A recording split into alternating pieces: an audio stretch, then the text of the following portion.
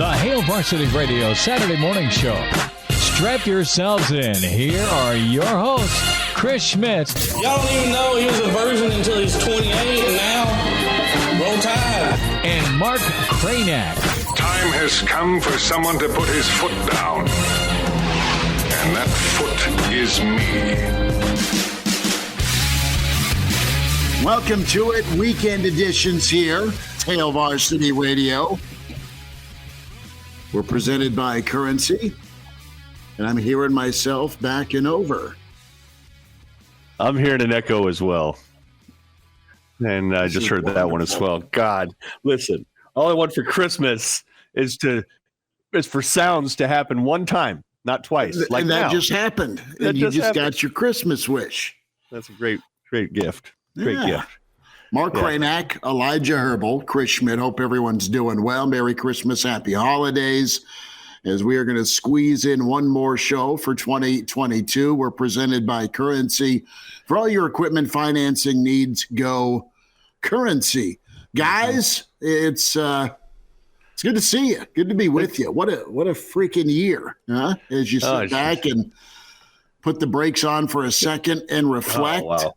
And now you have Nebraska continuing to do work even into the holiday weekend with another edition we'll get to in a little bit. We'll talk plenty of signing day. Some of the rewind here this hour. Elijah's put together a couple of the recruits we talked to that are part of 2023, which is good stuff. And next hour, Brandon Vogel and the Iron Horse, Gary Sharp, will join us. We've all survived the double-digit wind chills this week as Old Man Winter went out with a fight. And Matt Rule wowed again in front of the microphone, Kraynak. Yeah, he did. And, God, you talked about the year that was. And, like, if you rewind, there's been a lot, right? And imagine being some of the players on the team that are still on the team, especially, like, if you're on offense, you're going to be dealing with essentially your third offensive coordinator in 3 years. Mm-hmm. Your second O-line coach, like at least there's some continuity there. Third receivers coach, third all that. It's been a crazy year. And then when you look at the recruiting class for this year, I don't know. It's kind of like all of them, right? Like, well, this year what Nebraska went out and did is they got these guys that you've never heard of that are really fast. And then also some guys that are really big that you've never heard of. And unlike the last staff, the last staff was out there getting all these slow dudes, getting all these little guys. So I don't know what to make of it. I will say that it appears that this staff, one reason why Rule might have been, he always seems bullish, doesn't he? Like he just always seems like, oh yeah, things are looking up. We're good. Yeah, everything's great. Our offensive line's very confident. Confident. Our offensive line's going to be great this year. I don't know what you guys are talking about with how you think the line's bad. Like, well, just ask Casey Thompson's left shoulder and rib cage. All right, like how good the offensive line was. Ask Anthony Grant, who just like forgot how to run through a hole because it was always closing, bounce and everything. Yeah, so I don't know. But I think a lot to like about this recruiting class because, like I mentioned, they got some guys that are but they really did target elite speed. Like that did happen. I don't know if that's going to lead to touchdowns or tackles or wins or conference titles or anything like that. But so I counted, what is it? Is it like 5 verified sub 11 100-meter guys? I think 5? to be part of the Matt Rule 2023 club, you had to be sub 5, sub 10.4. It's crazy. Like that part is like, okay. Don't know if they'll be great at football. Of course, we don't know that. Just don't know that. We don't know if Matt Rule is going to leave for Penn State in 2 years, and then here we are again. Hopefully that won't happen. But I would like to get into some of the guys that, because you watched it all too, right? And you talked to some of the different folks. Well, yeah, we were all over it. We were at the press conference. Yeah, I saw you. And they've done a good job lately of that you could actually hear the questions. I noticed you didn't ask any questions, though. It was okay. I was good. Yeah, you're like, these guys can ask the questions. It's fine. Well, the point is it was covered, and shocking to maybe some of our listeners, I don't need to hear myself talk. Says Nebraska Sportscaster of the Year on the radio 48 times a day. No, I mean it's just the role I'm in, and fine, you know. I know. Kraynak's like, I don't need to hear myself talk. That's why I have 2 radio shows. I've been asked to do 2, and I'm thankful to do that. Yes. Yeah, that's a great. So, what do you think? Way to start off a Christmas Eve show here, guys. I know. Quick question. I was hearing myself. Now I'm back and I'm okay. Which that's what you like to do. I have a workaround. I'm gonna, once we get to our next commercial break, I'm gonna have some solutions for that. But we might have to wait till the next commercial break. Until then, I'm doing a workaround. It's not affecting our listeners very much. That's what's important. That's what's important. And to further highlight the point, you may hear me talk less if it's going to be a montage, an avalanche of extra sound. But, you know, Mark and Elijah, I'm not going to say, hey, let's pick one guy and say this is the next X, Y, and Z. But I think let's do that. We can do that in a bit. Let's overhype. Yeah.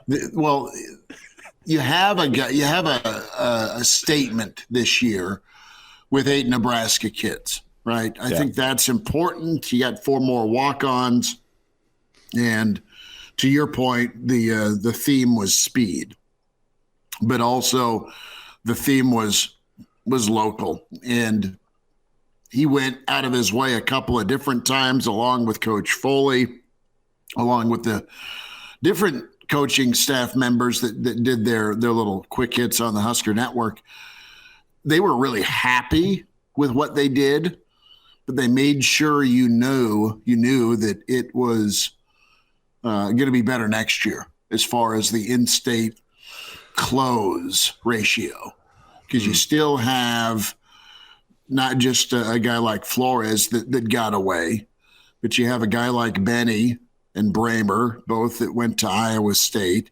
Yep. You have a pretty high level of 4 Midwest quarterbacks, a Sioux Falls kid, an Omaha kid, an Iowa kid, and a Kansas kid that all went to pretty big-time programs, Iowa State, Kansas State, Ohio State, and Oklahoma State.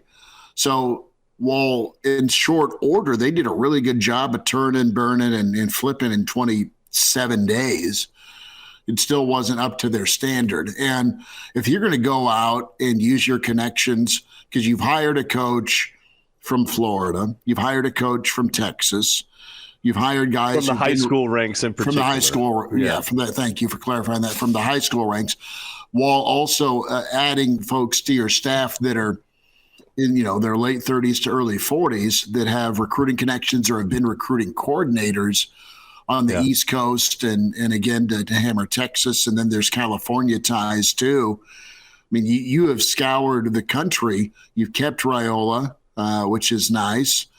And your job is to make things okay again in state. If you're going to try and go out of state to get kids, you better be able to look them in the eye and say, well, we're going to be able to close in state. So I think that's kind of the 2.0 version here of Matt Rule. He's going to put his money where his mouth is in future classes, trying to get things going. And you and I have seen it for a long time, covering high school sports. Elijah, you've seen it recently.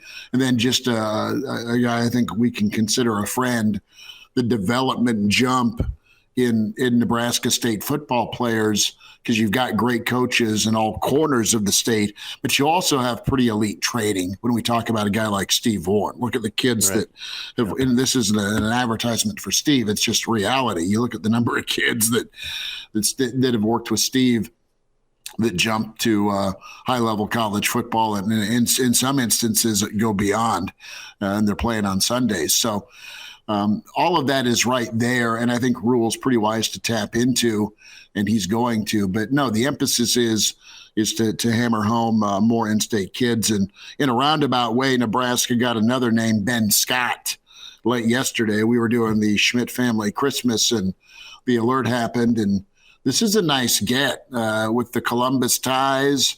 A kid that's played a lot of football at Arizona State. He started at tackle and he started at center, which is huge. It looks like you got your 2023 center last night for Nebraska. And he's been a guy that's been trained by the Raiola family. There's connections there. And that's all impressive. And that's a big time win because you're, I don't know, going through the math in your head on the offensive line. What can it be? That was mentioned by Rule specifically about how he likes the line. He likes the guys. They're his guys. And he thinks there's plenty of upside because that's been the one position group that's been hammered the most here the last 3 years. Yeah. And you hear, you heard from a lot of the coaches on signing day and even some of the behind the scenes guys. And Rule mentioned it himself about having that. He's like, we're going to have one unified vision. You're not going to hear one guy saying this while another guy says that, which was a problem over the last several years. We all remember the little Austin and Frost kind of beef or just awkward. Like they were literally just saying different things. And it's not that Frost didn't want that. He wanted to have every coach wants that, but he didn't necessarily like cultivate it. It didn't actually happen under him. There wasn't a unified voice. They were not on the same page. That's why a bunch of coaches got fired. That's why the whole thing didn't work out. It's one of the reasons. So you're at least hearing that now. And it appears that they have a pretty real profile of who they're going after too. Right. And the way they work at it sort of collaboratively and, you know, they don't waste a ton of time. They're looking for, it just feels like they value just sheer athleticism, like every staff does, but probably more so. And I think they're willing to take flyers more than most staffs rather than sort of like proven, you know, 6-star guys that everybody's after. They're like, nah, give me that dude that runs a 10-4 that has 40-inch hops that maybe he's only played for a couple years or maybe is a 3-sport guy or whatever. Give me pure athleticism. It's like they value that above all else, right? And so that's interesting. And that's how you become that developmental program in the era of the transfer portal. And when you come back to like in-state, what's been really interesting is that I think in the past, we've all kind of thought, okay, what you do is you get a nice little nucleus of in-state guys. Maybe you get 4 to 6 per year. And then you go out and get your speed in Florida and Texas and California and all the recruiting hotbeds. Sprinkle it in. Well, now you got Jalen Lloyd, who's one of the fastest dudes in high school, period, from Omaha. Mm-hmm. And the guy that he just edges out in the 100 meters, Malachi Coleman in Lincoln. You don't necessarily have to do that anymore, right? And you could have gotten 11 or 12 guys from Nebraska in this class, dudes that had Power 5 offers, right? So not just sort of like local, good thing, right thing to do, like dudes who were heavily recruited elsewhere too. You could have had 10 or 11 this year, right? And I think next year you could probably expect the same. And Mark, it's one of the things that we've been talking about on the show. You can almost tell that when Matt Rule said, you know what, I sat down with my son before we came to Nebraska and watched something crazy, a week long of just all the Husker content we could find. Like it shows. It shows through that Matt Rule came into this job well prepared. Now, I think it's a combination of two factors, the success of the first month. First, that Trev went out and stuck with a plan, had a plan for a system that he thought would work for Nebraska, a type of coach that he thought would work for Nebraska. And then, I mean, it almost feels like Matt Rule's been listening to Hail Varsity Radio. It's some of the things we've been talking about within the past couple months with like, man, this Husker team looks slow. It looks like they need more athletes. Like, oh man, the Husker football team, it would be a lot better if they could have locked down the 500-mile radius. And he gets up there in the press conference and talks about locking down the 500-mile radius and getting more athletes on the field. It's not a case of a guy giving lip service, I don't think. I think it's a guy that is well prepared for the job and knows what Husker fans want, knows what has been the failures of Husker football over the past couple of years, and he's coming in on his first month of the job and trying to rectify some of those things. So that's like one of the things that's been sticking with me over the past couple of days is I went back and rewatched that signing day press conference, and he's like hitting like Husker fan buzzwords during the press conference, and I think it just shows how prepared Matt Rhule was to come in and take this job, and the plan in place that he had where I legitimately think he was going around and probably listening to maybe not Hail Varsity Radio, but some podcasts, some radio shows, hopping on Twitter, seeing what Husker fans are saying. I think he came in with a plan that he thought not only would work for Nebraska, but a plan that would appease Husker fans, and I think it's completely showing through his first 30 days on the job. The plan that will appease Husker fans is going to be a year from now. We're giving updates on bowl practice. A thing that's going to appease Husker fans is for sure getting the in-state guys, but it's one thing to get them, not turn them into something. And that's all part of his plan, to your point, Elijah. I mean, the bingo card's full of what the narrative has been, what the narrative is supposed to be, and what's not been followed through on by different staffs, right? And where and how are you connected? And in true Rhule fashion, he comes into a place he does not have a connection with and makes connections because that's part of his talent. And he's going to do a bus tour, to go see all the high school coaches. He's making phone calls. He's going to Lincoln High. He's seeing Coach Gingrey. He's going to Southeast. He's going to West Side. He's going to Millard West or Bell West or Creighton Prep. I mean, he's doing the work, but above all, he believes in the evaluation part of it. And that's where it's got to be good.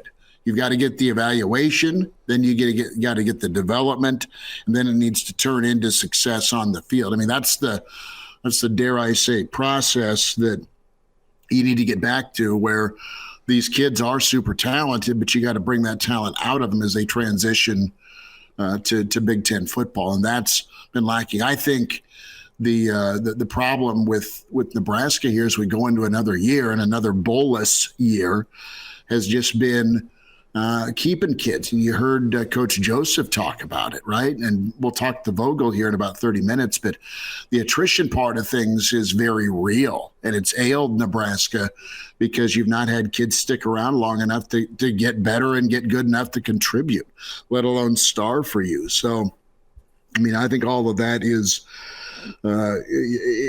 a focal point, and he just believes it. He's done it. He's good at it.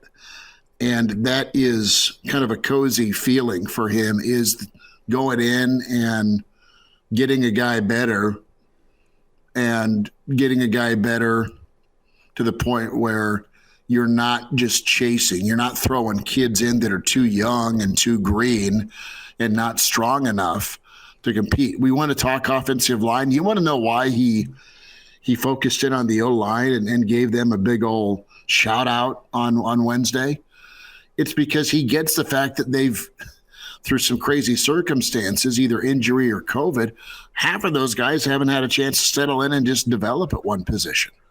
It's been musical chairs, or there's been injury, or there's not been the watering that needs to go on, where you have time to build up and then you settle in and just kind of go do your job for a couple of years. I think he's really excited because you look at it, man. He's got three guys. I mean, we'll see if Teddy's back from injury, and he should be. But you got Teddy, you got Nuri, you have a center now, you have Benhart, and then you have Turner. Both Turner and Benhart and Piper, all three of those guys, all three, Piper too. Yeah, I mean, they played a hell of a lot of football. Right now, it's time to start playing some winning football. Normally, you wouldn't have seen Corcoran or Benhart as soon as we had years. Right. Like, and they deserve their fair share of criticism, right? Everybody does when you're playing at that level. Merry Christmas. But it might be a little early to judge them, right? Just because, back in the day, and in most programs, unless you're getting the really elite offensive linemen that just come in game ready and all that. There's like 5 of those in the world.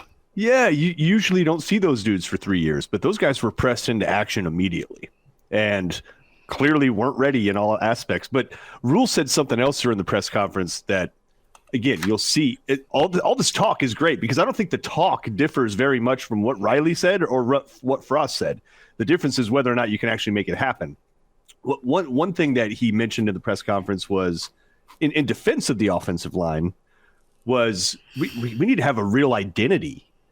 Right. So like, don't judge this offensive line if they don't even know, like, are we a run first team? Do we sometimes want to do that? Do we want to throw the ball all over? Like, what is our identity? And then you train to that.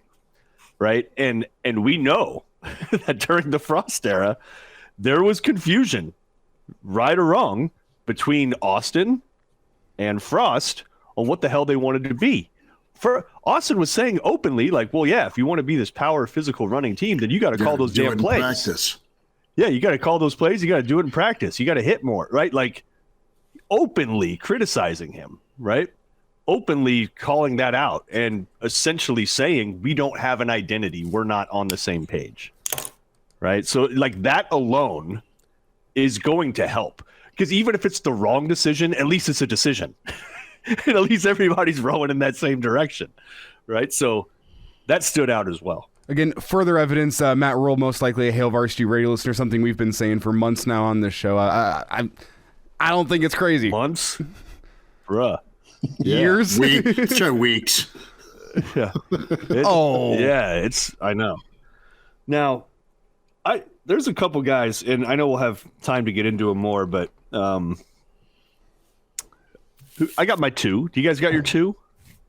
You got your two? Like if you had to pick two that you're most intrigued by? Yeah. I do. I'm gonna jump in and say Fields at quarterback. And I know Casey sat down with Sip and talked about, or I should say Sims? Charles sat down with Sip. You mean Sims at quarterback? No, right? I like Sims a lot, and I like Fields. And I'm, I think we're all gonna probably be in on Fields, but I really like the kid out of Oklahoma at linebacker. Love his size and speed. And I know Sims is a portal guy, but I think he loves where that guy can go if he can stay healthy, right? Just because of his dual threat ability, his explosiveness. Give me the quarterback and the linebacker. Those are the two I really, really like. And there's choices on the O-line, totally, you can go with. But I'm going to go with a little flash at linebacker and quarterback to go with. How about you, Kraynak? Yeah, Fields times two. Yep, that's and because he's another track guy, he's a sub-11 guy, and he plays the linebacker position. And his dad is was a professional boxer, and he's just fast and physical, man. He reminded me a lot of the Jamel Williams kind of Farley. Yeah, like that style of linebacker that's just sort of like has a safety body, ton of speed, and just brings it, right? Like he, on the high school level anyways, looks really good. I mean, 180 tackles, that's, you're obviously putting your nose in there when you do that. But then I'm going to go with an offensive lineman that a little lightly recruited, late ad, and I'm going to butcher his name. Jason, is it Maciejczak? It's Maciejczak, and you're going to hear from him in about 10 minutes. Okay, Maciejczak. And here's why. He's a little different. When you compare him to, say, the kid out of Gretna, is it Goldman? Goldman. Yeah, you compare. So Goldman is a guy that's probably about 260, and clearly he's going to have to just down calories and power lift and get good weight on, right? Maciejczak, a little bit different, where he's already a pretty big dude. If anything, he needs to chisel down. I mean, he's 6'3", 320. They're going to get his diet and his exercise game right. He'll probably trim up. You talk about feet, though. I'm no offensive line expert, but when that dude gets out and pulls, I mean, it is fluid. He looks athletic. He looks really athletic, and he's he's undersized height-wise. He's only 6'3". Most offensive linemen anymore are 7'12", of course, but so a shorter guy that's already got a lot of bulk that's going to trim down, but really good feet. I mean, that guy, he can dance around in the traffic really well. He can get out and pull. he was impressive.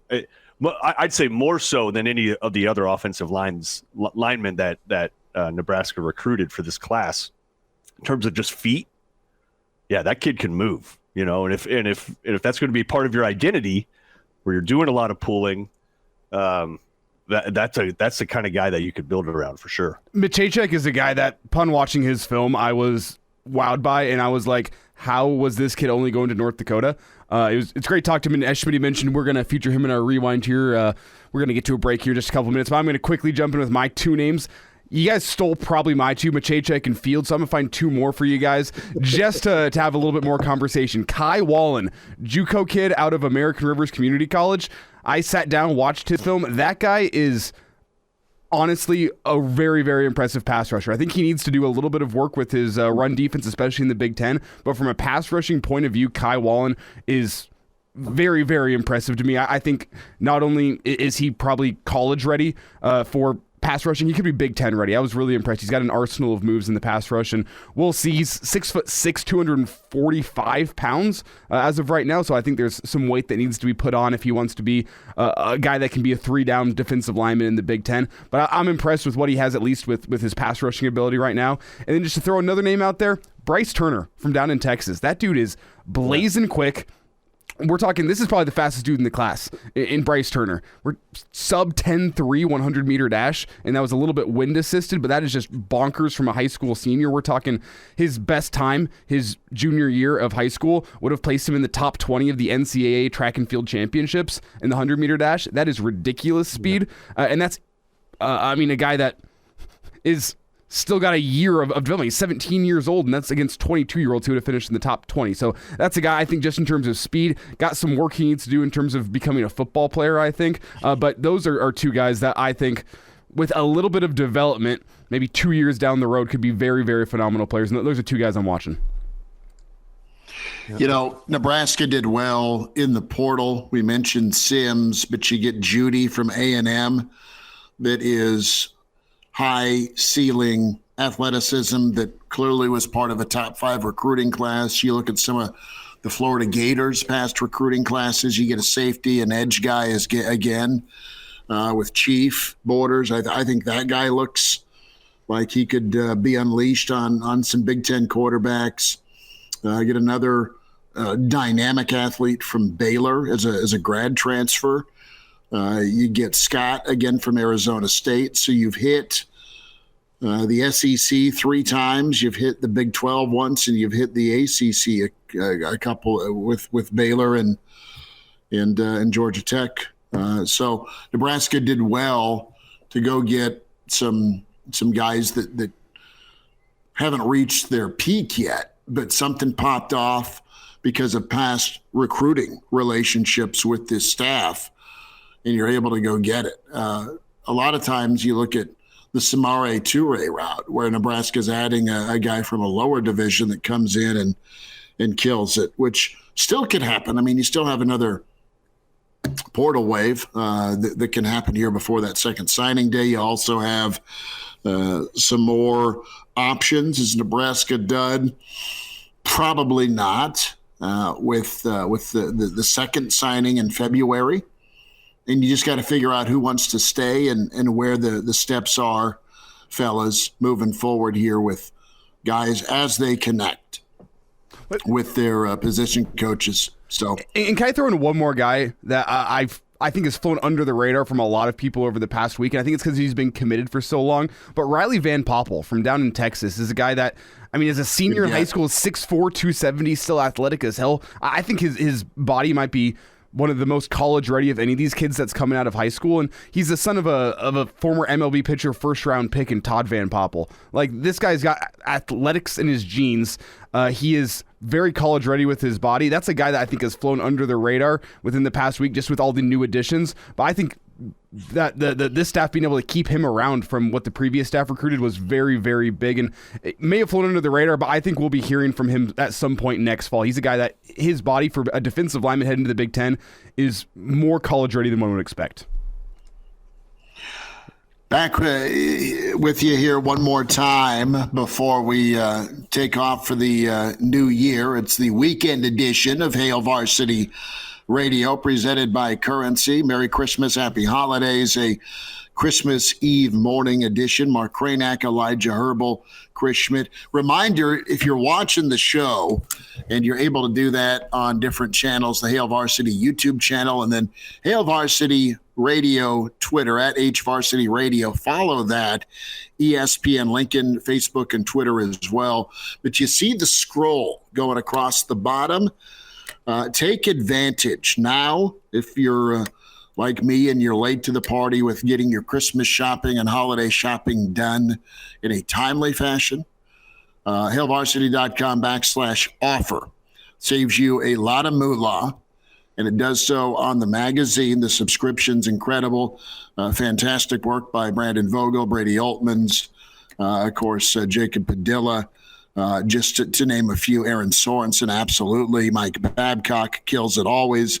Listen, all your Husker needs are met there with the monthly magazine, and then all of the work they do day to day online with the digital subscription as well. Get that bundled, get that handled, and take care of that Nebraska fan or yourself with HailVarsity.com/offer. Make that happen. A quick timeout. Mark Kraynak looks like he's going to take another shot of Jaeger. I love it. Ho, ho, ho. Completely untrue. It's coffee. That's fine. I'm going to go get some coffee. A quick timeout and the rewind next. Maciejczak and Gunnar Gottula up to bat next with Hail Varsity, presented by Currency. Now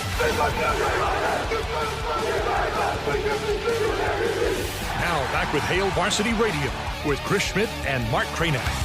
We say hi to Jason Maciejczak, 6'3", 320 pounds. Jason, welcome into Hail Varsity Radio. Thanks for your time. How are you? Good. How are you? Thank you for having me. Hey, thank you for your time. Take us through your day, your process, and I guess the emotion of the moment. Hey, it was, I signed early. I wanted to get it over with and make sure that I was a Husker as fast as I could. So, it was a very, very surreal day, until I get there and actually get to wear the Husker gear. I don't feel like I'm a Husker because it's such a surreal moment, and how the events happen. It's crazy. So I'm just excited to be there, to get there, and yeah. Jason, got some South Dakota fans that are Husker fans, I should say, listen to the show. I know one of them, Brennan, reached out to me today to make sure I had the right pronunciation for Pure, South Dakota. And there's Husker fans that abound in South Dakota. I want to ask you about your upbringing. Were you a Husker fan growing up? What does that N on the side of the helmet mean to you? Yeah, I wasn't a Husker fan, but that N on the side of the helmet, growing up in the Midwest and especially South Dakota and pretty close to Nebraska, and knowing a lot of Nebraska fans is, first of all, the tradition of the fans. 392, I think it is, consecutive sellouts, and I mean that's all you need to say is how loyal those fans are, and how fun it is to play for them and play in front of them. Even when we're on the road, I know there's red in the stands, so the fans really make it a big deal, and then just the tradition of Husker football. We well, I shouldn't say we, but they won championships back in the 90s, and we got to get back to that. Well, Jason, you said we. I think you have the right to say we now that you have the name on the dotted line and you've sent that paperwork in. I think you have full right to say we now. Yeah. Jason, let's talk about your process. Jason Maciejczak, offensive, defensive line recruit out of South Dakota with us, Hail Varsity Radio. Tell us about your process with Nebraska, contact, connection, and then how things materialized for today. Yeah, so last spring in about March, I took a junior day visit with the old staff. I went there, went through the tour and everything, and it all went well. And then this past summer, going into my senior season, I went to camp there. So I worked with Coach Raiola, and he, after the camp, everything went well. He said that he really wants me, and it just worked out that Coach Frost didn't give him, the opportunity to give me the opportunity for me to come play for the Cornhuskers, and it just it just didn't work out. So I swept it under the bed. I got an offer from UND 2 days before I went to that camp, and then a week later after that, I went to NDSU, didn't like it, and then I committed to UND. So, I mean, I thought I was going to North Dakota for about, June, July, August, September, October, November. I mean, 5 months now. So, you know, you go from thinking that you're going to someplace for 5 months, and then I get a call at 8:30 at night from the new staff, and they say that, you know, basically that the old staff messed up, and we need you here to build back the program. So it was a lot of talks, a lot of emotional talks as far as calling UND and breaking them the news, and ultimately I believe I made the right decision to come be a Husker. What was it about your skill set that impressed Coach Raiola? What was it about Raiola that impressed you? Yeah, Coach Raiola told me straight to my face. He said, you know, he was an undersized guy when he played. His brother was, and his best friend was. So me being, you know, even though I'm not the smallest guy, I'm short for Power 5 football. So he said he loved undersized guys that work hard, and that's what he loved about me. And he loved how I took coaching and how I, you know, just handled myself at camp. And Coach Raiola, for me, you know, he's one of the best in business, in my opinion. The way he coaches, his techniques, I love. You know, there are definitely techniques from what I'm used to, but he's really a genuine guy and a nice guy, and so he's a great coach. Jason, from watching you play just a little bit, you really do strike me as just an offensive lineman's offensive lineman. And in the official release today, from the University of Nebraska, you're listed as both an offensive lineman and a defensive lineman. But as I said, you strike me as an offensive line kind of guy. So tell me a little bit about the type of mentality that you play with and the type of mentality that's required to be an offensive lineman. Yeah, you know, you got to go out there and know that you're going to be more physical than the dude across from you, you know. You can't go in with a mindset of, well, he's big, he's strong, he's fast, so, you know, I gotta make sure I have this step down and then the next step down. I mean, you got to go in there, and your technique should be automatic, and you should not have to think about that. And you have to think about striking fast, being fast, and just being nasty. You know, in modern college football, there's a lot of passing on RPOs, a lot of lateral movement, but I think still the O-line, especially interior O-line, I mean, you get down in that three-point stance, and you know that you got to be more nasty and physical than the guy across from you. So I go in with that mentality every play, and just, yeah. Jason, we'll end it here, and thanks for your time, and congrats on your day. Where do you fit position-wise with Nebraska? Has that been decided? Yeah, I'm going in as an interior offensive lineman. Both doors are open as far as offensive, defensive line. I talked to both coaches and both coordinators, and they both want me to play either side of the ball, you know, depending what happens, whether I can play sooner there, whether my body's better for one or the other. So, yeah, it's good that both avenues are open. But, Jason, I know we said last up, but I got one more for you. The head of hair is beautiful. We only got about 30 seconds left here. There's no plans to cut that hair before you make it to college, correct? Oh, no. Oh, thank God. Is this thing is this Hollywood flow we got going? Well, we talked to Vogel a couple days ago. This is much, much better hair. It's a beautiful, beautiful head of hair. You're just throwing Travis Vogel under the bus. Hey, okay. Vogel's got good hair, and this it's credit to Jason. I mean, his hair, it looks like it's taken years to grow. Jason Maciejczak with us out of Pierce, South Dakota, part of the Nebraska recruiting class 2023. Jason, best wishes to you. Thanks for a few minutes with us today. Yeah, thank you, guys.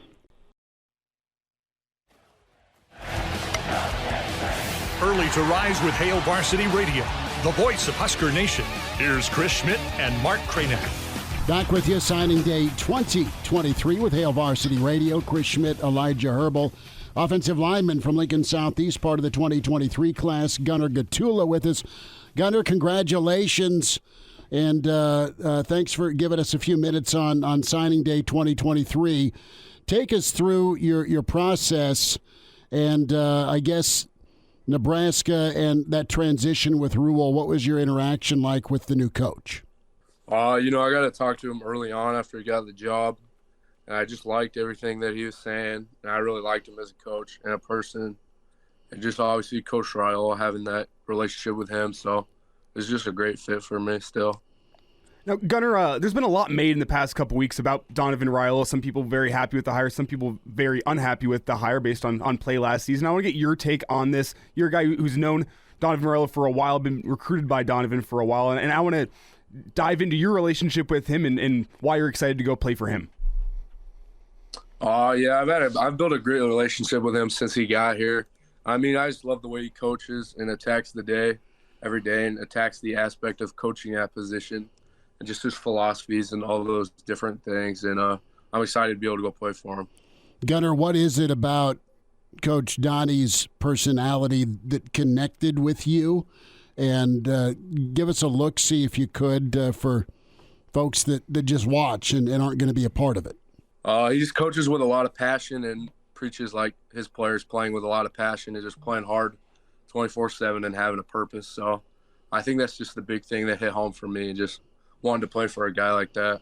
From a style standpoint, can you describe the offensive line style that you've had at Southeast and how that can fit in Lincoln with what Coach Raiola wants to do? Yeah, we run some similar plays, just like power or just zone schemes and things like that. So there will be new things I have to learn for sure. But, I was prepared well by my coaches at Southeast, Coach Ryan, Coach Gottula, to jump to that next level at Southeast. Gunnar, tell me about Nebraska. I mean, tell me about your own personal play style and how you think it lines up with Donovan Raiola. We've watched you over the years here as Schmidt's done high school games. I've done high school games. We've all gotten the chance to see you, and you're always a guy who's played with a bit of a chip on your shoulder. Take me through that and just how you like to play the game. I mean, I just like to take every play one at a time and play as hard as I can. Every play, trying to make that extra block downfield or make that extra play for another second to hopefully get that touchdown, and just playing hard and trying to win your matchup in every game. Gunnar Gottula with us here, signing day 2023 on Hail Varsity Radio. Gunnar, let's talk about some of the peers that you're going to be coming into Nebraska with. And you've played a lot of ball at the high school level in Class A. You've played the Lincoln schools. You played the Omaha schools. And just what's this in-state haul like? Some of the mates that are going to be going to Lincoln with you. Tell us about some of the other Nebraska kids that you've connected with and just your assessment overall of the talent that's coming into Lincoln.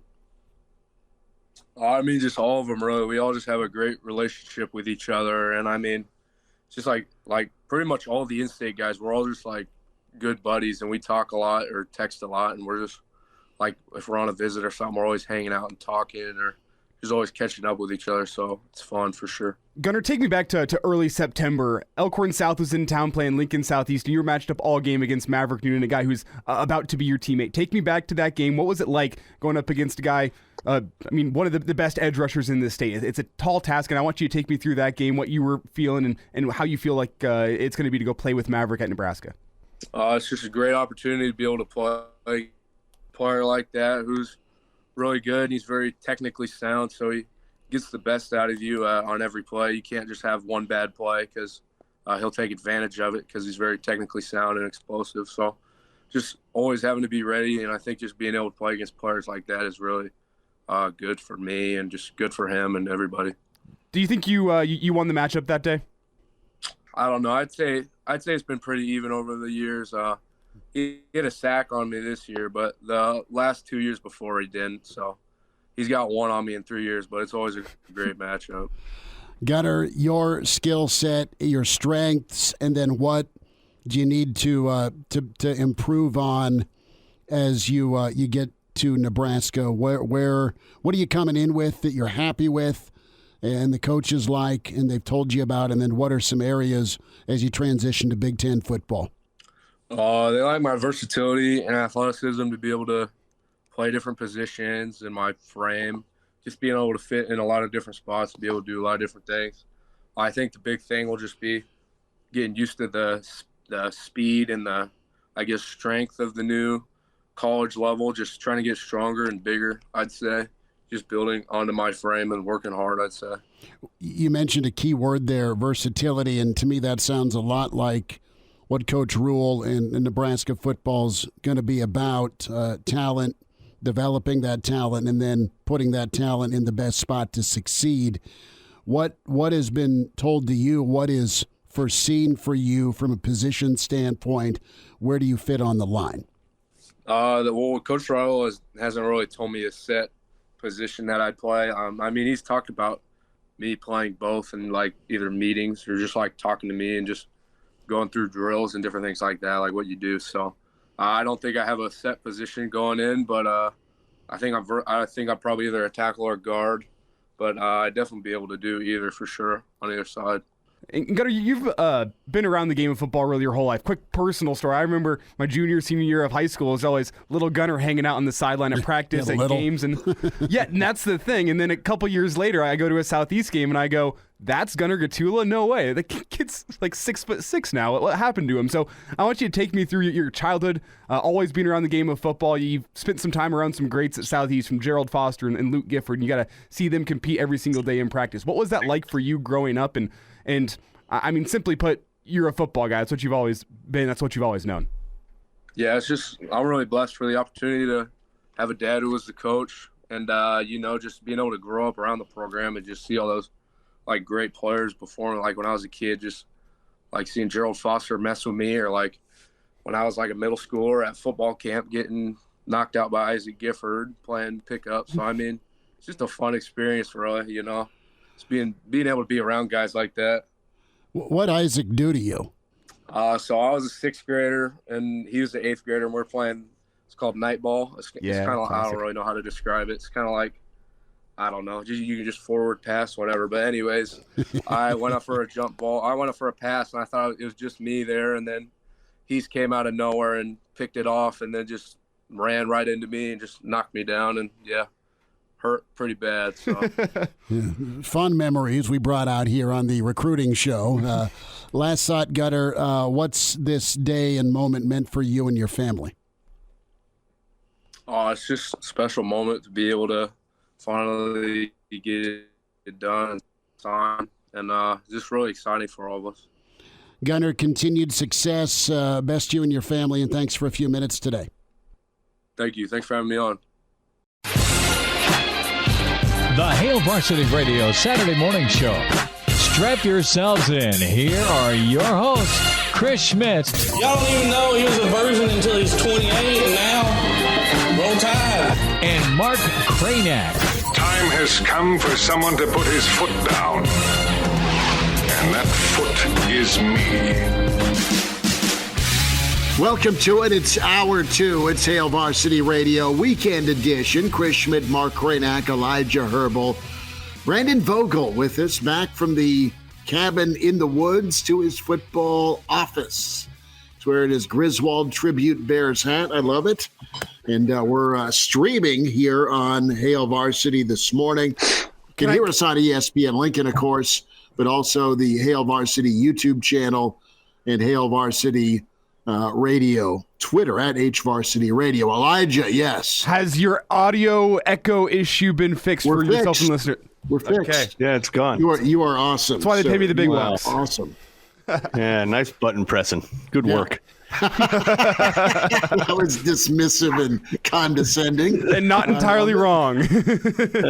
Vogues, how we doing, man? How you feeling here as the football season officially wraps up? Good to see you, man. Good to see you guys. I'm doing well. Haven't gotten to watch as many bowl games as I would have liked due to travel of late. But otherwise, that's really my only main complaint so far with this holiday season. Do you have all the? I was gonna ask, do you have all the Christmas shopping all wrapped up, Brandon? Yep, that's all good. Today's mostly about meal prep, and it'll be pretty quiet. Just the three of us here at home. I've found myself a little less interested in bowl season too. Is that because the bowls aren't as big of a deal because of the playoffs, or is it because Nebraska hasn't been in one in 6 years, and so you just don't even really do other pay things. Attention? Yeah. Yeah, I mean, I think both of those things probably contribute. Like it's we've had since 2016 now, where Nebraska, like, the season's just over when the season's over. It's a little bit strange to not have those extra 3 or 4 weeks to at least talk about another matchup. I've always had a love-hate relationship with bowl games. Like, I'll watch all of them. I really will. I'm not there are too many bowl games person. Like, if there's football on at 2 o'clock on a Tuesday afternoon, amazing. That's like the best Tuesday I'll ever have. That said, they were pretty random and outside the norm to begin with. And now you look at a lot of these teams end up kind of being shells of them former selves via either the transfer portal or coaching carousel. And it diminishes it a little bit for me personally. Brendan, I know you're a stats guy, so I just want to bring one thing up. You mentioned the bowl drought since 2016. It should be noted that was Ronnie Green's first year as chancellor, and since then, Nebraska yet to make a bowl game. Now Ronnie Green stepping down, a new head coach comes in. If Matt Rhule makes a bowl game next year, it's going to be one of those situations where it's causation or correlation. You know what I'm saying? Yeah, it is, and I wouldn't like that. I have enjoyed the few times I've been able to talk to Ronnie Green.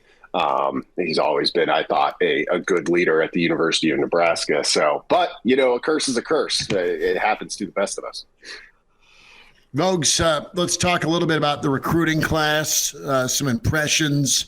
I know we spent time with you Thursday. We've got some folks waking up, packing the family truckster with presents for the day ahead, or making the coffee run. So let's reset overall your takeaway.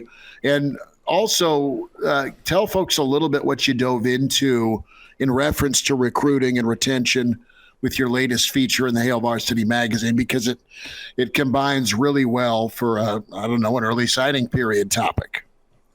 Yeah, I mean, that's kind of been the longstanding battle for Nebraska is with any of these classes. I think just by nature of how nationally it has to recruit is how many of those guys can you hang on to? Like, we can talk about development, and I think it's important. And, when I talked to you guys earlier in the week, I told you kind of why I'm really buying it from Matt Rhule. But you got to have the players there to develop them. And for a long time, Nebraska's lost a little over 40% of its signing classes, which I think is in range with most of its contemporaries, but probably on the high end. This past class that they just signed with 9 in-state players, and it's changed a little bit, since Wednesday and Thursday, because they've added a couple, or at least since Wednesday morning, added a couple of signees and transfers. But overall, the average distance for recruiting this class was under 500 miles, which doesn't happen that often. We talk about the 500-mile radius all the time. This is one that actually ended up the average recruit coming from that. And that helps with attrition. I think broadly speaking, Nebraska's kicking around in the high 20s, low 30s, depending on where you look for class ranking. I didn't know if they were going to be able to get there, but that puts them in a spot where they're pretty much equivalent, I think, to most Nebraska classes, which is something of an achievement in a transition class, in my opinion. Yeah, you mentioned transition class, and you go back to 2015 and 2018, Mike Riley's first recruiting class, Scott Frost's first recruiting class, and you have some hits on there. You outlined it. It's about attrition. And when you look at both of those classes, I mean, it's quick math, but looks like probably half the guys just didn't stay at Nebraska, let alone contribute. Is that something that is that sort of built in with transition classes, do you think? Or if you have a more defined identity, more stability and all that, can you hedge against that? Yeah, really good question. I think it's a little bit built in, but I would guess, and I haven't done this, like if you went back and looked at, some of these coaching changes that have gone well relatively quickly, I would be surprised if they didn't hang on to a good amount of that first class, because, those are the guys particularly. So this class ended up, or at least, on Wednesday afternoon when I kind of wrote my bullet points for this class at that stage, it was about half holdover commits and half new commits. Those new commits, if they become kind of the players that you projected and you're not reaching a ton, which I think reaching's a little bit inevitable too, just because, well, the shelves aren't fully stocked when you're a new coach and you come in late November, early December, so to speak. So I would guess holding on to that class and having them become the people that kind of set the foundation for what you do is probably key to a lot of the early success we've seen at coaching changes elsewhere. Brendan, I believe the number is 8 guys that this new staff was able to hold on from the previous staff, and I want to get your take on that. Some of those guys have gone a little bit under the radar this week because we've talked about them for months now, and I think there was a general consensus among fans and media alike that you were expecting to lose a good number of those, and I think 8's a healthy number to keep around. So what do you make of the guys that this staff was able to keep in this recruiting class, and which of those guys do you think maybe are flying a little bit too under the radar at this point? Yeah, I mean, we could start with the offensive line. They added this new staff added 1 commit, but 3 of those guys were in-state and existing commits. And, Matt Rule talked about it on Wednesday and has really made an emphasis on keeping those in-state guys at home to the point where he talked about, some of the guys who ended up going elsewhere, which, I think they made their best effort on the 2 that went to Iowa State. And just sometimes you're gonna lose some of those guys with a new coaching staff. Doesn't mean that they didn't have the right pitch or anything. It's just some people, given the opportunity, will say, "Hey, I was in with this last group. I don't want to go through the whole getting to know you process again." And that seems pretty fair to me. So it'll take a while, I think, but those offensive linemen kind of were the core of the in-state guys, not necessarily the most highly rated or the most closely followed, but how those guys develop. Offensive line has been a long-standing issue for Nebraska. I think becomes key to how quickly this tenure gets up and running for Nebraska. Bogues, you just touched on where I want to go, and you've got a lot of eyeballs. You've got Rule, who's a hands-on line of scrimmage guy. Of course, holistically and philosophically, Foley's done O-line work. Satterfield has done O-line work. So you got what the head guy wants, and you've got your position coach, but then you have some additional input, which that goes above and beyond the Milt and Dan Young combo of 2 guys, or Barney and Garrison 2-guy combo. So you've got all sorts of eyes, which I think will be good for Nebraska. Do you look at what's back on the offensive line and potentially the defensive line with what years they have to play and their experience as a good bridge for what Nebraska needs to develop what's in the cupboard? Because it's felt like, let's throw in the new guys before they're ready or capable, and you just let them sink or swim. And that's part of the reason why both lines of scrimmage haven't been dominant for a while. Yeah, it could be that bridge. It probably should be that bridge for Nebraska. It's just tough after having watched these Nebraska O-lines the past 2 years, which, were pretty young, but going into this 2022 season, it was one of the more experienced lines in the country, specifically because they were playing people like Corcoran and Ben Hart fairly early. And theoretically, unless things change between now and opening kickoff next year, they'll have guys like that available too, multi-year starters. It hasn't looked the way anybody at Nebraska wanted it to look, from fans to coaches.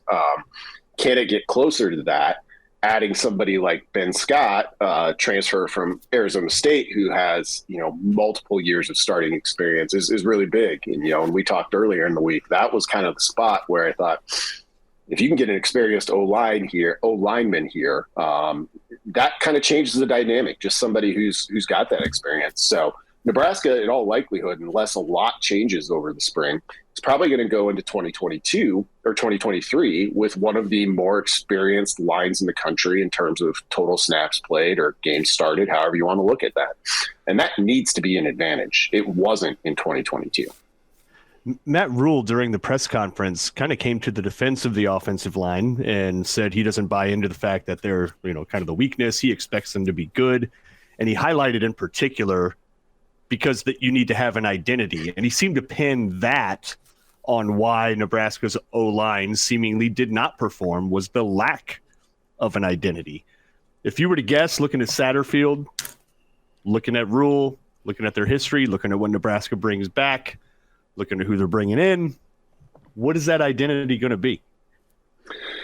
Good question. I'm not sure I fully have a great grasp on it yet. My feeling is they're probably trending towards, I think they'd like to be a little bit more run heavy than they've maybe been at their previous stops. And I think that coming in is kind of a plan reflective of the Big Ten. Not that they didn't run the ball and, play strong defense at those other places. That was kind of the recipe, but I would expect it to be even a little bit heavier here if they can do it. You look at the wide receiver offers and the coaching staff, Rule, I guess, specifically has talked about it multiple times now, just their emphasis on speed. So the question will be, in Nebraska under Frost, was kind of aiming towards something similar there. They could just never run the ball consistently when they had to run the ball. And that's the biggest thing I think good teams do is you have run scheme, run plays that you can go to and get, your 3-4 yards when needed. So I think a little bit maybe of a clearer focus on that is probably what I'm expecting there. Brandon Vogel's with us here. It's a Saturday morning edition of Hail Varsity Radio. And Brandon, we mentioned on Thursday, whenever we're talking to you, the running back room as being a place that Nebraska may need to add more talent. Can you just give us a rundown of the room? They did add Quentin Ives. I want to get your take on him as a running back. But with a new running back coach coming in, a new set of eyes, what do you think Nebraska has in that running back room right now? Yeah, I mean, they've got pretty good returning talent, I think, if you don't lose any to the portal. Ramir Johnson probably remains a fan favorite. And we'll see. Like, he showed up in the limited amount of time he's gotten. It was a little bit strange that he didn't see more, throughout 2022. Gabe Irvin is somebody I'm still not willing to write the book on. I think there's a chance, especially with coaching change and some new coaching, that if he stays healthy, his best football's still in front of him. Look at the leading rusher, Anthony Grant. We'll see what happens with that. There's depth there, and adding one.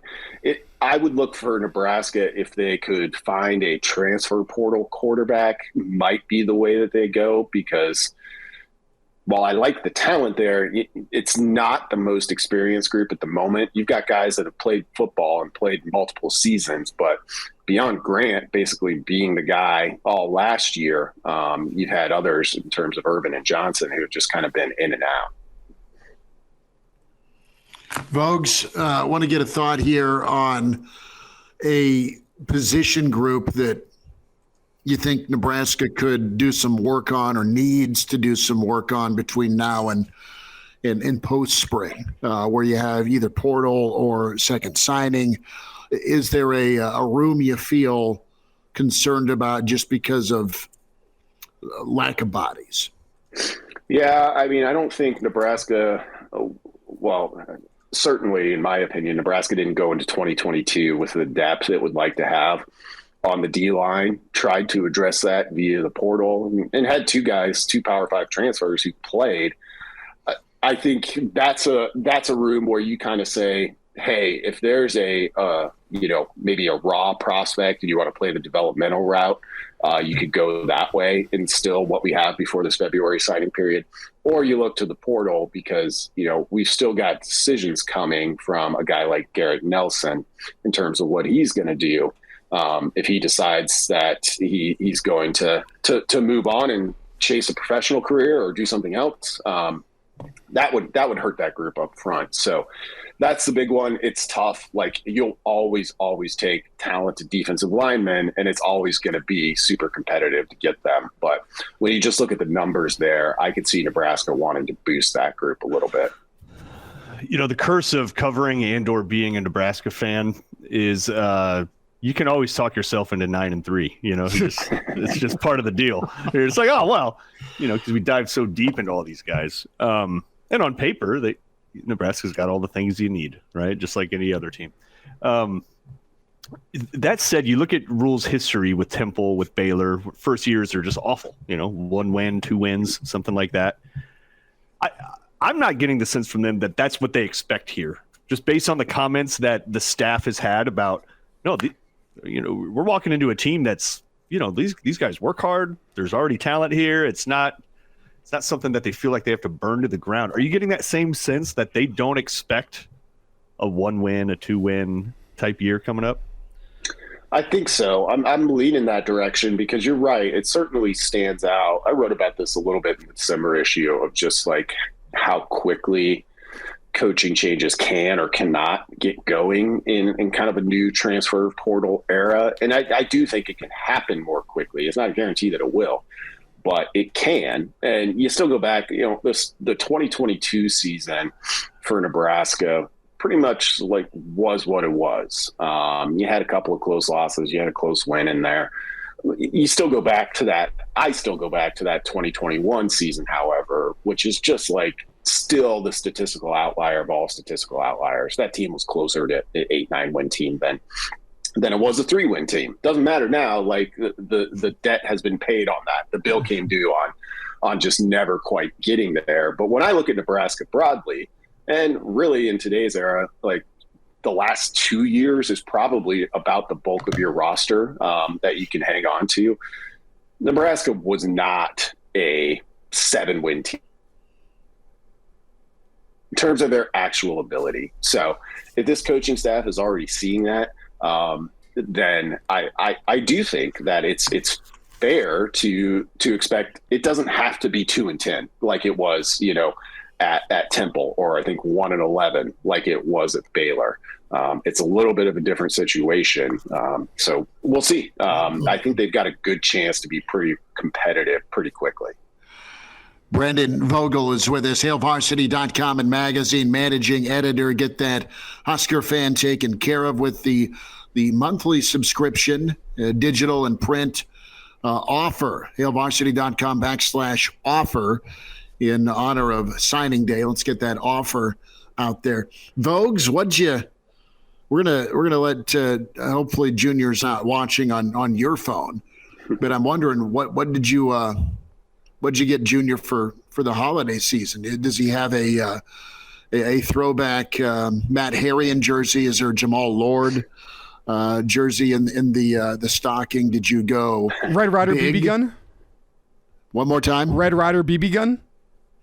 Yeah, does he have a Red Ryder BB gun? Did he go get a giant axe for when everybody was in the woods yesterday?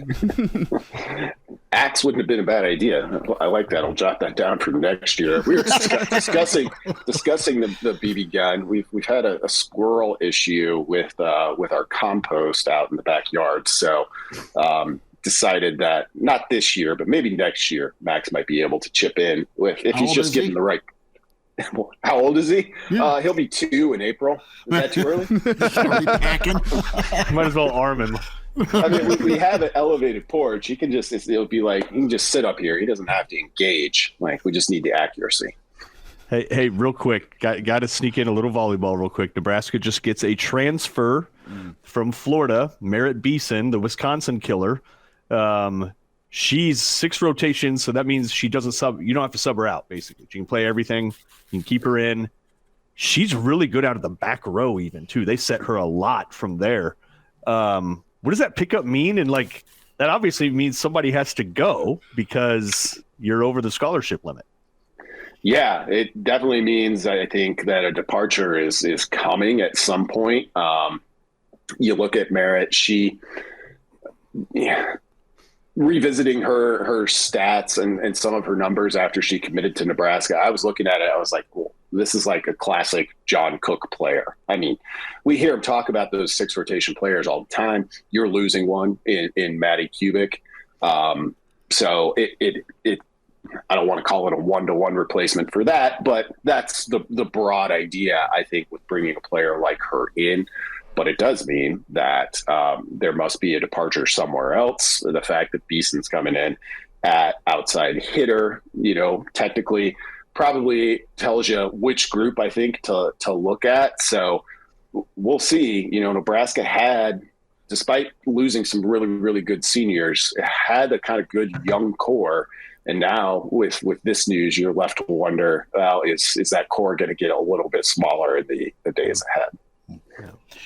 Vogues, Merry Christmas, Happy Holidays to you and your fam. Thanks for making time again this morning, and we'll check in with you in the new year, bud. Thanks a lot, guys. Merry Christmas to all, and to all a good morning. There we go. There he is, Brandon Vogel from his football office. He was even rocking the Bond villain turtleneck. I liked it. It was pretty good.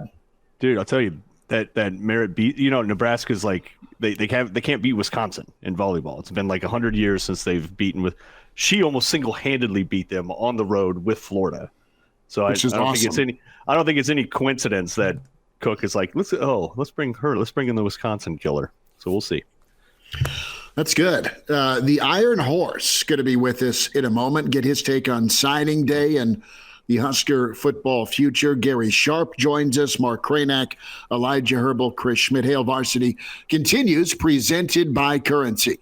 Glad to have you back. Yes, sir. You heard me right. Here are the guys, Schmidt and Kraynak. Well, Hector, here's the game plan. You're going to bring us 2 absolute martinis. You know how I like them, straight up. And then precisely 7.5 minutes after that, you're going to bring us 2 more. Then 2 more after that every 5 minutes until one of us passes out. Excellent strategy, sir.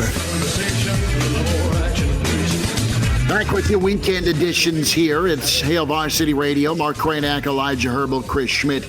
Currency brings you Hail Varsity Radio for all your equipment financing needs. Go Currency. We have not dove into the absolute martinis yet. No Bloody Marys. We do bring you Sharpie Claus, though. Gary Sharp with to round out the 2022 season. Sharpie, good morning. Do you have your sleigh packed for all sorts of goodies? How are we doing? I've rested up. All the reindeer are ready to go. Merry Christmas to you 3 and all of your listeners. Thank you. The gift that keeps on giving. Assess this recruiting class, man. You know what? I think considering where it was when Matt Rhule got the job, and, Mickey had done a good job of keeping it together, but I think to keep it together and add some pieces that fit your blueprint while you figure out guys that are on the current roster, how to put all of them together. I think Nebraska did a really good job. I think it showed that they're a good relationship building unit, that they are uber confident in their blueprint and what they can do. And they were really aggressive. And, they got some guys that you think could be gems, like an Eric Fields. I mean, you could tell it in every coach's voice when he talks about him, and then to get Malachi Coleman to stay in the class. I think for Nebraska and then yesterday's edition in the portal, it's a really, really good first start class. Now, what you have to happen is 2 years down the road, 3 years down the road, you probably in your first class as a coach, you're at about 35 to 38% hit rate. If they can get 45% out of this class, even half the class, then I think that's a great sign moving forward from the recruiting angle for this staff. Gary Sharp with us, Hail Varsity Radio. Jeff Sims is a quarterback transferring in from Georgia Tech, and read the message boards and the commentary on Twitter, and people are not impressed with his statistics, generally speaking, especially completion percentage. But you can't deny the athleticism. Should we judge his statistics considering where he was and how, similar to last couple of years with Nebraska, he was under a lot of duress as quarterbacks have been at Nebraska. What do you think about him, 6'4", 220, transfer out of G-Tech? Well, I've watched a fair amount of Georgia Tech football, and he's got an arm that he likes to show off and throwing into tight windows, and he can run. I've always wondered about his decision-making because I think his decision-making is really, really poor. I think they can do something with his arm strength. I mean, I will, you get the 2 guys that are probably at the head of the quarterback room right now. Both had the same thing last year where they were running for their lives behind an offensive line. I look at the Jeff Sims acquisition and listened to Matt Rhule the other day. I mean, you can tell that Matt Rhule has watched a lot of him, that the NFL is big, and, is Jeff Sims a placeholder for what could be on the horizon with Dylan Raiola? I don't know. And a lot of people, I think, are reading into, Jeff Sims is Matt Rhule's guy. I wouldn't count out Casey Thompson. Now, there's still a lot of unanswered questions there about his health and what he really wants to do. But I'm not ready to just hand it off to Jeff Sims because I think, Nebraska, we don't know the quarterbacks, what's going to happen when they're coached up. Do they make another leap? Is their decision-making better? Are they just better because they have a better relationship with the OC in terms of what they can do well and the offensive line is better? There's a lot of question marks out there. But, guys, the great thing about this, we have 250 days before the first game to discuss a real quarterback battle at Nebraska that I believe will happen. for the first time since Crouch Newcomb.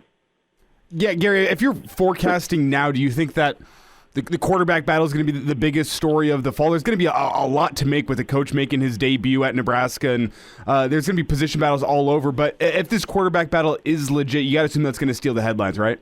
Yeah, exactly. I mean, it's going to be one of the most intriguing and curiosity seekers spring game ever, because you don't know how all this is going to look, and you have a lot of new faces. But I think the quarterback, because that's going to be the difference.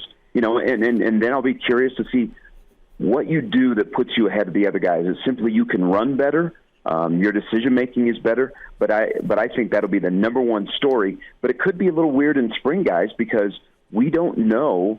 What the availability of Casey. We don't know if he's had his surgery yet. There's a lot that we don't know. But I can tell you this: Casey Thompson's not going to go down quietly. I mean, he come to Nebraska, as his dad has said. We didn't come here to watch; we came here to play. So I think it'll be ramped up when he's fully healthy, and I hope the best man wins, and I hope whoever wins, both will start a game in the 23 season. Is my prediction. Yeah, history says someone gets smoked in the Big Ten, and you got to go win a ball game with your backup. And you're right about that. Gary Sharp with us, Weekend Edition, Hail Varsity Radio. Sharpie, we've spent a lot of time talking O-line, and really like the message that was sent by Coach Rule. But he wants to do more than just make this aesthetically pleasing. He wants this talent to be developed on the offensive line and stuck up for the offensive line. What was your reaction to him pretty much just saying, look, the O-line's not as bad as everyone says it is? What's your take on that? Well, I think it falls in line with, why you keep Donnie as the offensive line coach. Is you probably looked and said, I think there's some guys that are there. And first of all, you're not going to throw them under the bus, because we just talked about quarterbacks and being a difference maker. The offensive line is the whole key to the success in 23 with what you want to be able to do. And I'm talking the whole team. So you don't want to throw guys under the bus right away.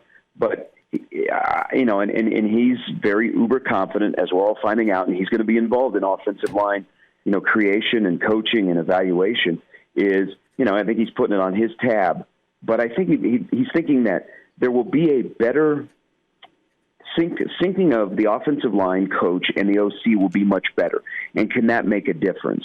But, he's put it out there. But I don't think he wanted to throw his guys under the bus, and knows that they have to get better, because all of us that have watched that line play over the last couple of years, and especially last year, we know that they have to be better. They have to be better as a fivesome. There were some guys, some days were good. Three guys were great, 2 guys were bad. They need to find a way to get all 5 on the same page. And so I think Rule is kind of managing that. But I also think he's treading lightly before he gets to where he wants to go. But I also wonder, did he make that kind of comment the other day, knowing that Ben Scott was already in the fold? Sure. Gary Sharp is with us on Hail Varsity Radio. We talked a little bit about this last week, just wondering about the fate of folks like Kenny Wilhite and some others that have been a part of Nebraska's program in the background as like director of high school relations and kind of these spots that aren't full-time staff. If you look at Huskers.com right now, Ron Brown's still listed as a senior offensive analyst. Kenny Wilhite is also still on there. You even have Whipple's boy still there, and those things can change. But, it appears like, although he's bringing in a lot of new folks, he is listening and he is thinking about folks like Wilhite, like Ron Brown, who's just provided a lot of value to Nebraska over the years. And at least as of now, it looks like they still have a spot. Is that reassuring to you? Well, I think when Matt's putting together his staff, I think that's important to have a little bit of interior knowledge. But I also think he looked at it, guys, is here's my opportunity to have a fresh start. And it's not any indication, those guys that are still there. I think they're all valuable, and I think they bring something from what they know about the landscape of Nebraska and how this whole thing operates. So I hope he keeps as many of those guys behind the scenes that have been so really good over the last few years. But I don't know when this is all done, because we're not going to have the staff probably done until the middle of January. Then will that mean all the other staff behind the scenes will be filled in as well? And maybe we'll get some answers then, Mark. Well, Gary, while we're talking staff here, the news of the week, Nebraska adding some high school coaches to their ranks with a guy coming in from Florida, a guy coming in from Texas, and we've yet to see a guy from Nebraska, but that could still be something that's potential. What do you make of Matt Rule's additions of some high school coaches to his staff? Not something that is new to him in his history, but it is something that we haven't seen at Nebraska in a while. Well, I think it's a great idea, and Nebraska is not alone in doing this. And when you want to be strong in Florida, what do? Find somebody that's either got a Florida connection, and I think Evan Cooper has got a great connection in Florida, and I think he's going to be a fantastic recruiter, guys, because I think we'll be able to see results. That's for another conversation. But you go and you get a high school coach from Florida and Texas, two areas where you really know that you have to recruit well, and you need relationships in there. And I will tell you, Bob Wager, who comes from Arlington, he comes with high accolade. Really successful as a football coach, impactful with the Texas high school coaches, and all of the student athletes that he's had at his high school, the impact he's had on them away from the football field. So I think you're going to see kind of Matt Rule's plan when it comes to adding those guys. He knows he's always recruiting, and you could tell that on Wednesday. He's always recruiting. Well, he was laying out the 23 class. Remember, he was telling us about guys in 24 that that he's worked with or is on the horizon. So he's always recruiting. And I think in this case, he's always recruiting by these two additions. But I think you're also going to find something else out. I think Matt Rule is going to be big with outside of football.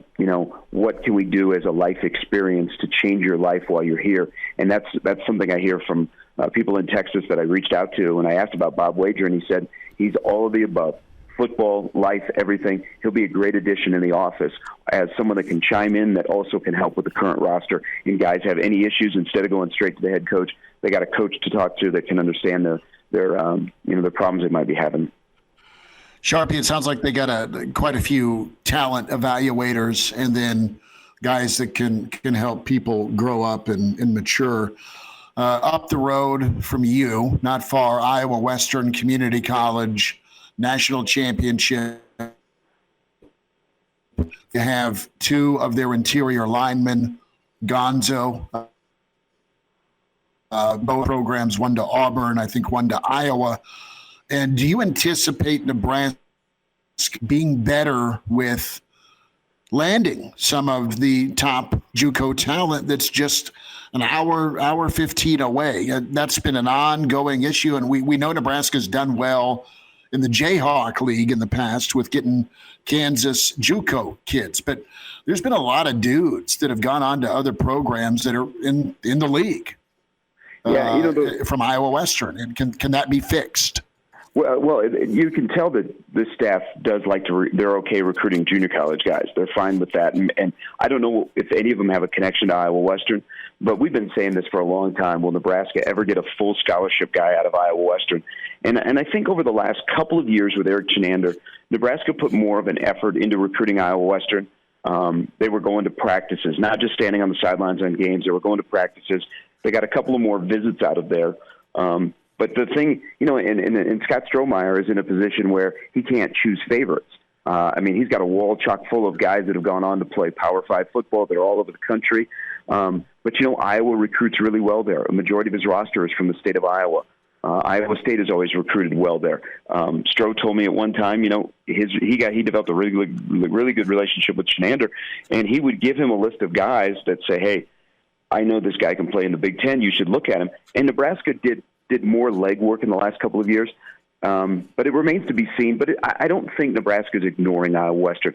I just think they haven't had success, and they haven't given the big players they've gone after a reason to stay 45 minutes away from where they went to junior college. Well, they can go somewhere else that may be closer to home or a program that has a longer relationship with them. But I would love to see it, and I don't think Scott Strohmeyer is not shutting the door. He would love for his program to be able to promote there's a guy playing down at Nebraska and starting. So we'll see. Off their championship team, they're going to lose a lot, but they will be loaded again in 23, especially on defense.